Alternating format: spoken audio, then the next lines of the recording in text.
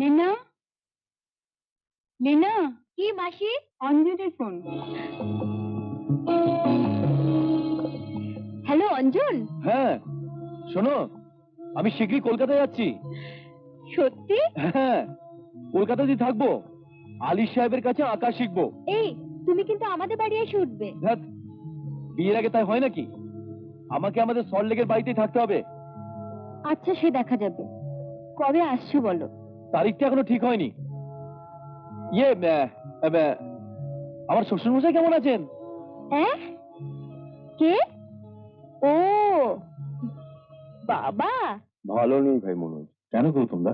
লীলার মাসি হঠাৎ বাথরুমে পা পিছলে পড়ে মাথা ফেটে। সে কি? আর বলো কেন, সে প্রচুর রক্তপাত। ইস, নার্সিং হোমে দিয়ে এলাম, রক্ত দিতে হবে। কোথাও আবার ওর গ্রুপের রক্ত পাওয়া যাচ্ছে না।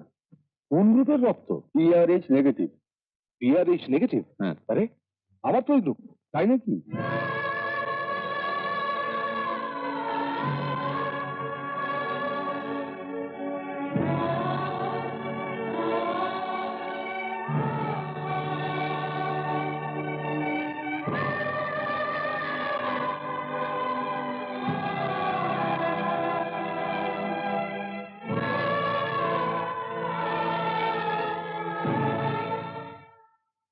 ছেলেটিকে তো আগে তোমার কাছে দেখিনি মনোজ।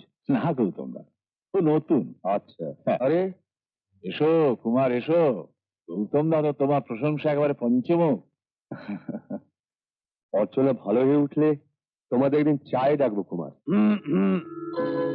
আরে অঞ্জন, একেবারে ফোন না করে খবর না দিয়ে সোজা হাজারিবাগ থেকে আসছো? হ্যাঁ, ভাবলাম তোমাকে অবাক করে দেবো।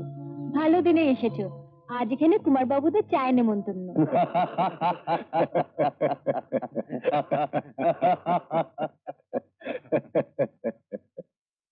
অঞ্জন, বলুন আলী সাহেব আছেন কেমন?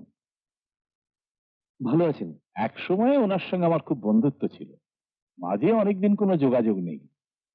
আমি বলবো ওকে আপনার কথা। আচ্ছা গৌতম দা, বলো মনোজ। খাওয়া দাওয়া আলাপ পরিচয় সবই তো হলো, এবারে লীনার একটা গান হোক। অর্চনা আবার কি নিয়ে এলো দেখা যাক। এক নাকি? হ্যাঁ, কুমার বাবু, হ্যাঁ? ইনি আমার মাসি। আচ্ছা। আপনি একে রক্ত দিয়ে বাঁচিয়েছেন। কুমার সাহেব, হ্যাঁ, এতদিন তো জানতাম মারাই ছেলেদের রক্ত দিয়ে বাঁচায়। আপনি আমার রক্ত? সে তো মারই রক্ত, তার মানে মার রক্তেই মা বেঁচেছেন কি, তাই না? জানেন কুমার সাহেব, এই মাসি আমাদের মার চেয়েও বেশি।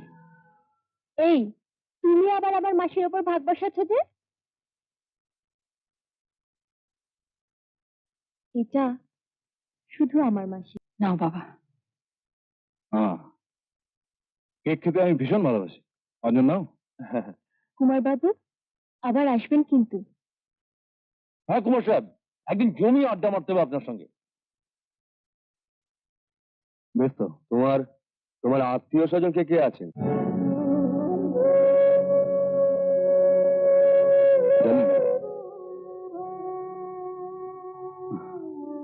জানি না কে কে আছে আমার। এই ভাস্কর,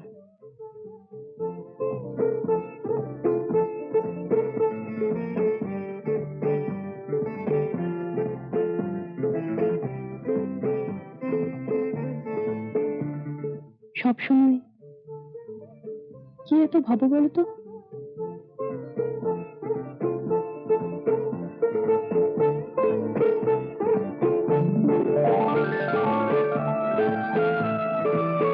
আমি জানি শেষ পর্যন্ত তোমাকে আমি পাবো না। কেন? আমি এক কারখানার মজুরের ছেলে, আর তুমি হলে কোটিপতির মেয়ে। চুপ করো তো।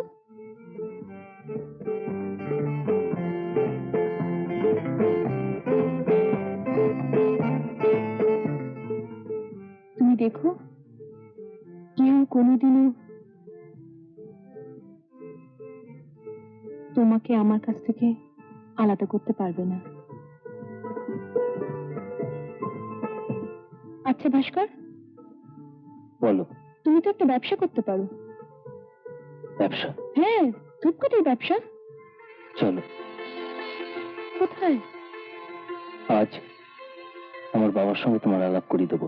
হ্যাঁ, আজই? ভয় কিসে?